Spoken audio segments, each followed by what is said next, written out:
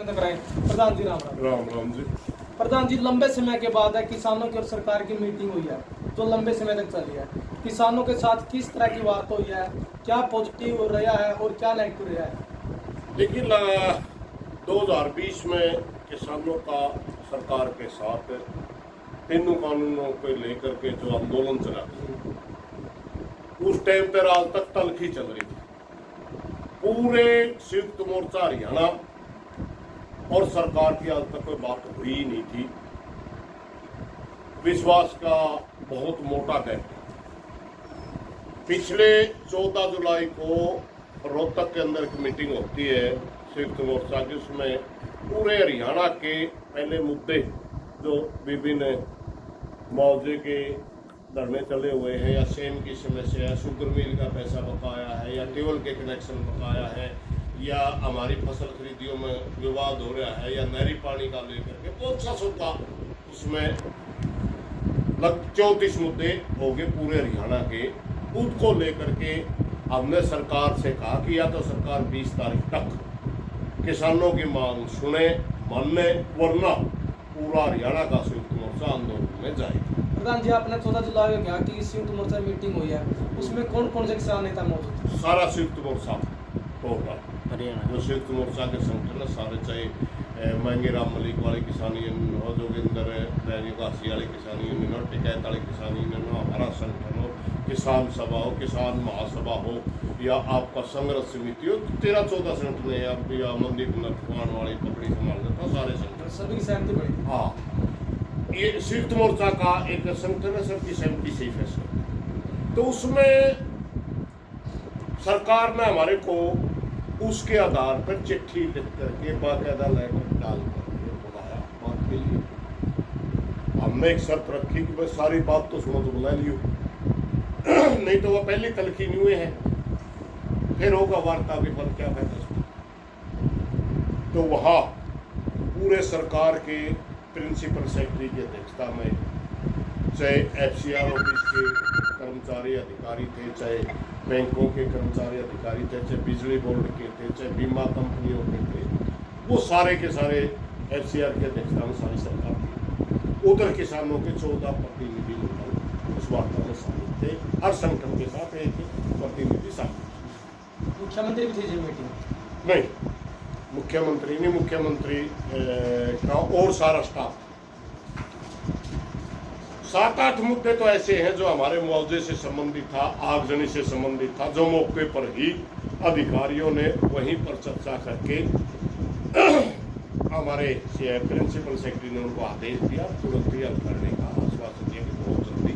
जैसे मुआवजे थे भाई, आपके मुआवजे बहुत जल्दी बांट, जैसे खेड़ी चालक तहसील की बात ये स्पेशल सहायता के नाम से राशि आई थी 6,500, मगर इसके ऊपर मुआवजे की शर्तें लागू कर दी गई थी। अब वो हटाने की बात हुई है, वह बहुत जल्दी हटा करके पैसा भर दिया जाएगा। जैसे आगजनी का मुद्दा था, बांस का था, खेड़ी जालम का था और अपना नानुंद का था, गेहूं में आगजनी होती थी, वो पैसा वापस चला गया था। जल्दी ही वापिस SDM के पास भेज करके किसान को बंटवा दिया जाएगा। इस किस्म के बालसमंद तहसील का था, नरवाना का था, उचाना का था, बहुत घने मुद्दे थे वो तुरंत हल होने की जो बात थी। प्रधान जी, आंदोलन के समय में कुछ गिरफ्तारी थी, उसको लेकर कुछ चर्चा हुई? आंदोलन के दौरान जितने मुकदमे थे वो सारे वापसी की हमारी बात हुई थी। ज्यादातर वापस हो गए, उनसे आंदोलन की बात कर रहे हैं गिरफ्तारी की, उसमें तो कोई गिरफ्तार अभी है नहीं। उसमें तो हमारा एक ट्रैक्टर बचा हुआ, उसने कहा सरकार जल्दी उस थाने से ट्रैक्टर को निकलवा देंगे जो आंदोलन 13 महीने बाटों पर लगा गया, हम उसकी बात करें। दूसरा, शुक्र मिल नारायणगढ़ का 24 करोड़ बकाया था, उसको बहुत जल्दी वो कर दिया जाएगा, ये भी उसमें चर्चा हुई। बरबंदा जो भावांतर योजना थी उसमें कुछ चेंजिंग का हमने सुझाव दिए, उन्होंने कहा इसके ऊपर भी बहुत जल्दी GMB शीर्षों में नहीं आना चाहिए, इसके ऊपर भी हमारी सहमति बनी। सोसाइटी टैक्स को दोबारा, जो हमारे मिनी बैंक बोलने करते बिल्कुल बर्बाद हो गए, इनको दोबारा बहाल करने की हमने बात करी, इनके द्वारा ही खाद बीज बढ़ने की बात करी। तो उन्होंने कहा कि इसको भी दोबारा हम खड़ा करेंगे ढांचे को। बहुत सी सोसाइटियाँ घाटे में चल रही हैं, उनको भी उभारने की कोशिश करेंगे। बैंक के अधिकारी थे, उन्होंने आश्वासन दिया है। और खाद बीज जो नकली बेचा जाता था उसके ऊपर सजा का प्रावधान या उसका क्या नाम है जुर्माने का बहुत थोड़ा प्रावधान था। अगर कोई करोड़ों रुपये का घपला करके कोई दुकानदार खेजे, उसका यो 500, 700, 2000 तक का जुर्माना, 3 महीने की, 6 महीने की ये सजा, यही प्रावधान। हमने कहा भाई इतना बड़ा फ्रॉड कर दिया आदमी ने, पूरा डिस्ट्रिक्ट बर्बाद कर दिया किसानों का, या एक पूरा जिला, पूरा प्रदेश बर्बाद कर दिया। उसको आप 3 महीने में छोड़ दे, ये कौन सा तरीका है? अगला रुपये 100 करोड़ कमा के 6 महीने जाया होगा जेल। तो उस पर चर्चा हुई कि उसके लिए सख्त कानून लेकर के आएगी सरकार। फिर उस पर चर्चा हुई किसी और प्रदेश में अगर कोई कानून हो तो हमने बताओ। महाराष्ट्र में एक ऐसा कानून पाया गया जिसमें 10 साल का प्रावधान है, अच्छा जुर्माना भी उसमें ज़्यादा किया जाता है। तो हमने कहा, उन्होंने कहा भाई हम उस कानून को मंगवा लेते हैं, पढ़ लेते हैं। और सरकार भी चाहती थी कि ये बहुत बड़ी समस्या है ये, कि इसको कानून है, ये उनका कहना था। कुल मिलाकर के 8-10 मुद्दे ऐसे थे जिसको तुरंत मौके पर हल किया। एक मुद्दा हमारा था मनरेगा मजदूरों को लेकर के कि मनरेगा के मजदूर को 200 दिन कम से कम काम मिलना चाहिए और 600 रुपये उसकी दिहाड़ी।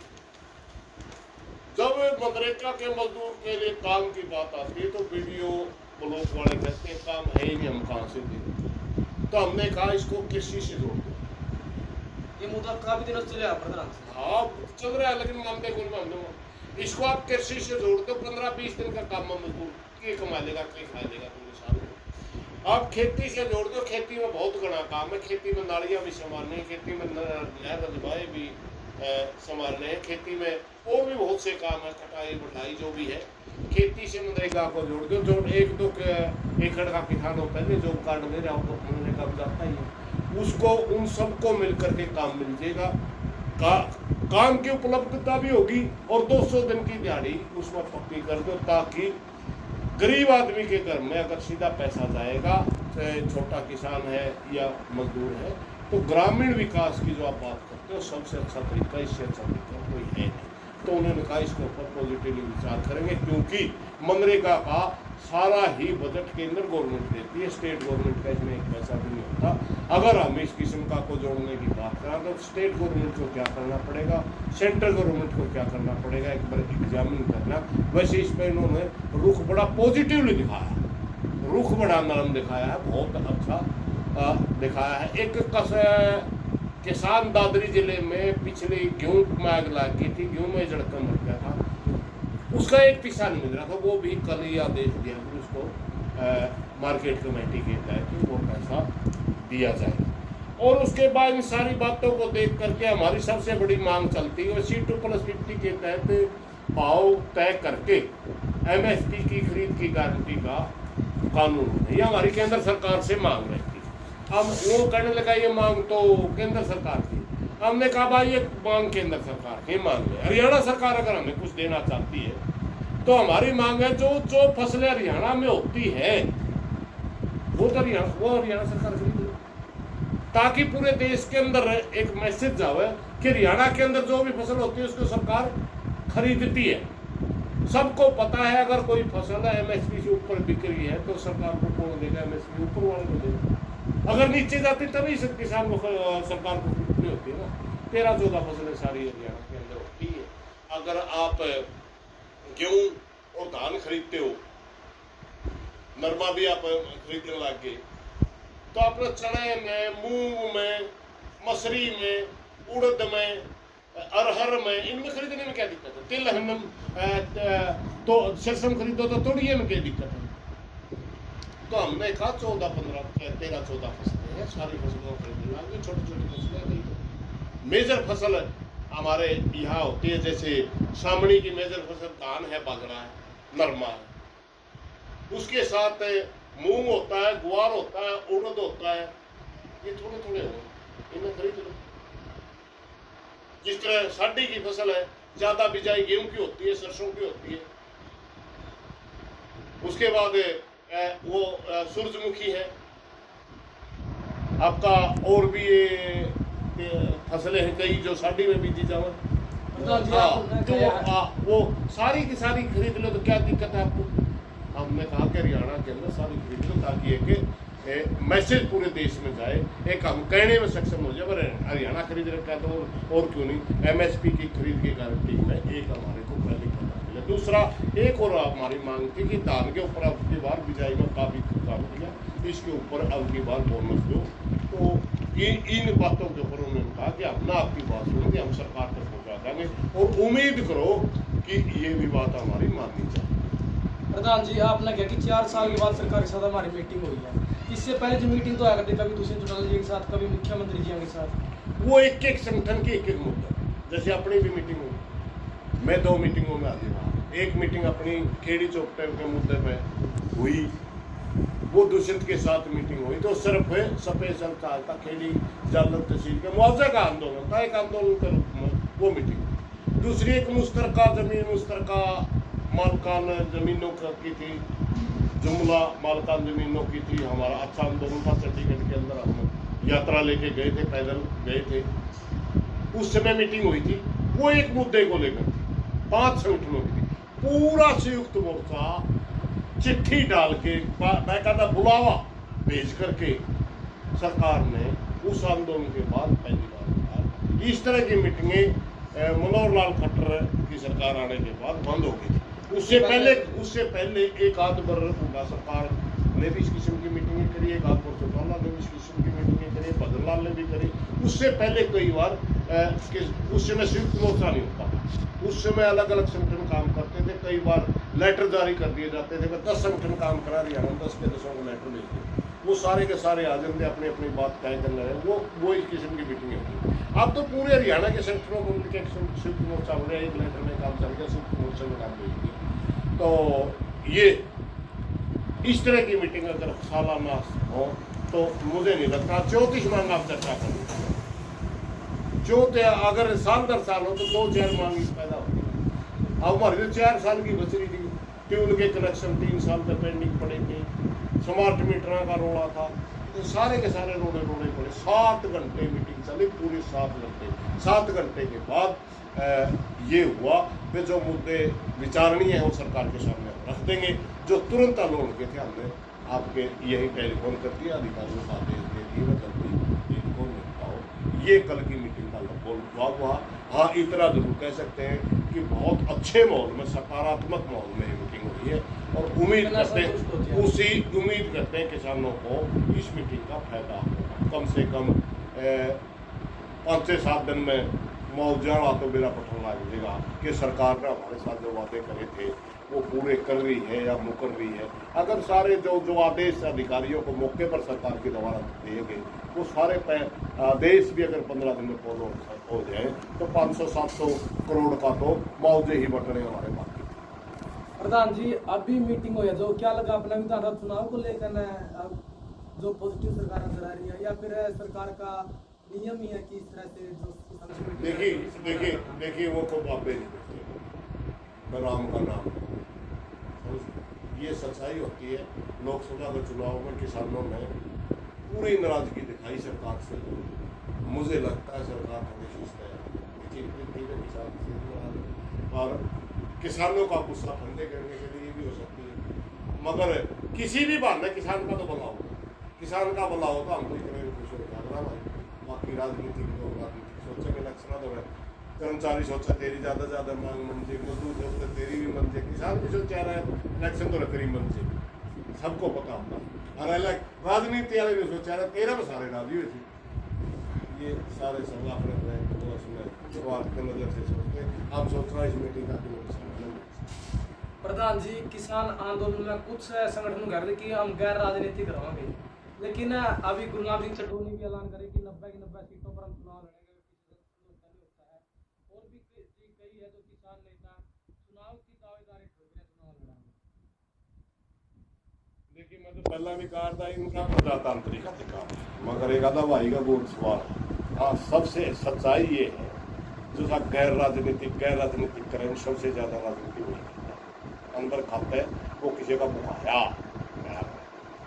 क्योंकि हाँ, मैं सरकार की नीति के खिलाफ है या सरकार की नीति के हक में कोई बातें बोले, इसको ही राजनीति है। राज की नीति के खिलाफ है या पक्ष में है, इसी का नाम राजनीति है।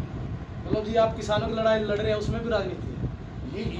ये समाज की राजनीति है। इसमें राजनीति यूँ होती है, अब हम राजनीति नहीं कर रहे थे और पूरे देश के अंदर मोदी के खिलाफ गया ना किसान का वोट, इसका मतलब ये था हमने आवाज उठाई, दोनों तक मैसेज पहुंचाया, सरकार तक भी किसान तक भी। किसान तक ये मैसेज पहुंचाया कि सरकार हमारे साथ गलत कर रही है, किसान और सरकार तक मैसेज पहुंचाया कि किसानों की बात मानिए वरना हम जनमत का टाइम होगा जो आपके खिलाफ जाएंगे। सरकार ने मानी नहीं, किसान ने मानी, होगा राजनीति, सरकार के खिलाफ रहेगा, ये राजनीति है। ठीक है भाई, ये सामाजिक स्तर के इसमें थोड़ा सा यूँ है, एक आधा सीधा में एमपी बन जाए, एक आधा आवाज उठाए जाए, किसान उसका पर्याप्त जवाब दे जाए। मतलब किससे भी कोई भी आप बात बोल दोगे, समाज की मसंगठन बना के काम करो, राजनीति ही। प्रधान जी, अभी हरियाणा विधानसभा लोकसभा चुनाव में जो पहले 10 की 10 सीटें बीजेपी की थी, अब की बार कहा जाओ कि 5 नंबर दिए हैं, खट्टर को 5 नंबर काट लिए हैं, और अब विधानसभा चुनाव में क्या लगेगा? नहीं, उसमें खट्टर को नंबर नहीं मिला एक भी, वो तो 5 नंबर है मोदी को। हरियाणा में 5 नंबर मोदी को, पीएम का चुनाव था, सीएम का नहीं था। खट्टर के तो नंबर में मोदी ने खुश दिया, 2.5 दिया जी। अब की बार अगर किसान और मजदूर की जैसे पहले नहीं सुनते थे, एक भी मान ली इस मीटिंग में धोखा करते या नहीं सुनी, लाठी चला दी, तो फिर 0 हो। और अगर किसान और मजदूर की कीमत सुन ली, इनमें सुधार आ गया, हरियाणा में कोई जातिवाद के नारे नहीं लगवाए, धार्मिक मुद्दे नहीं बनवाई, भाईचारा की बात करी, तो भाई फिर पार्टी तो 2 बच रही है, कांग्रेस और बीजेपी, इन्हें के बीच में मुकाबला होना है।